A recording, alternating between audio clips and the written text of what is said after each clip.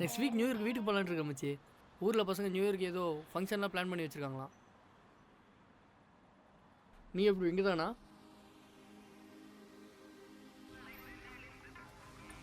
நானும் ஒரு வாட்டியாவது new year சென்னையில் கொண்டாடலான்னு பார்க்குறேன். ஆனால் ஒரு வாட்டி கூட கொண்டாட முடியல மச்சி. என்ன பண்ணுறது, நம்மள மாதிரி யங்ஸ்டர்ஸ் தானே ஊரில் நல்லது கெட்டது பார்க்கணும். என்னடா என்னடா பிரச்சனை? ஜாதி ஜாதி ஜாதி எல்லாத்துலேயும் ஜாதி பார்க்குறானுங்கடா. ஜாதியா? அங்கே பார், அங்கே நிற்கிற எல்லாருக்கும் கண்ணாடி கிளாஸில் தானே டீ கொடுத்துருக்காங்க.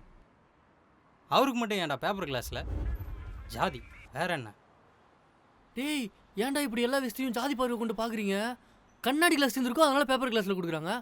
இதுக்கு போய் எப்பா டேய் சமூக பாதுகாவலர்களா, கொஞ்சம் உங்கள் கண்ணு காது வாயை மூடிக்கிட்டு இருந்தீங்கன்னா அவன் வேலையை அவன் அமைதியாக பார்த்துட்டு போயிடுவான். நடுவில் வந்து ஜாதி பேர் வச்சு குட்டையை குழப்பாதீங்க. டேய், நான் என்ன சொல்லிட்டு இருக்கேன், அங்கே என்ன நடக்குதுன்னு பாரு. என்ன சரிடா, நீ வேலை பார்க்குற இடத்துல எத்தனை பேர் இருக்கிறாங்க? உன் ஹாஸ்டலில் சாப்பிட்ற இடத்துல தான், டீ குடிக்கிற இடத்துல எத்தனை பேரை பார்க்குற பழகுற? எவனாவது உங்கள்கிட்ட ஜாதி பார்த்து பழகுறானா? இல்லை நான் தான் உங்கள்கிட்ட ஜாதி பார்த்து பழகுறேனா?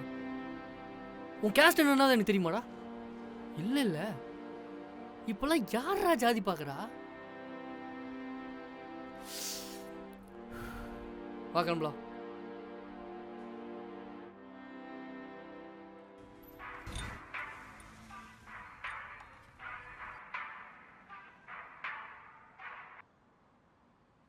ஹலோ அண்ணா, நியூ இயர்க்கு எல்லாம் ரெடி ஆயிடுச்சுனா பேனர் அனுப்புறேன், பாக்குறியா?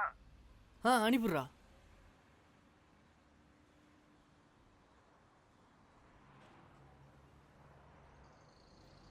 டேய் என்னடா இது சின்னூன்னு இருக்கு, கண்ணுக்கே தெரியாம. நல்ல வீர பெருசா போடுறா. அப்பதான்டா அந்த ஜாதிகார பசங்க பார்க்கும்போது வயிற்றுச்சலே செத்துருவானுங்க. பின்னாடி மாவீரம் போட்டோவும் இருக்கணும். இந்த வருஷமும் நம்ம பெண்ணை தான் பெருசா இருக்கணும். வருஷம் வருஷம் அப்படித்தானே இருக்கு,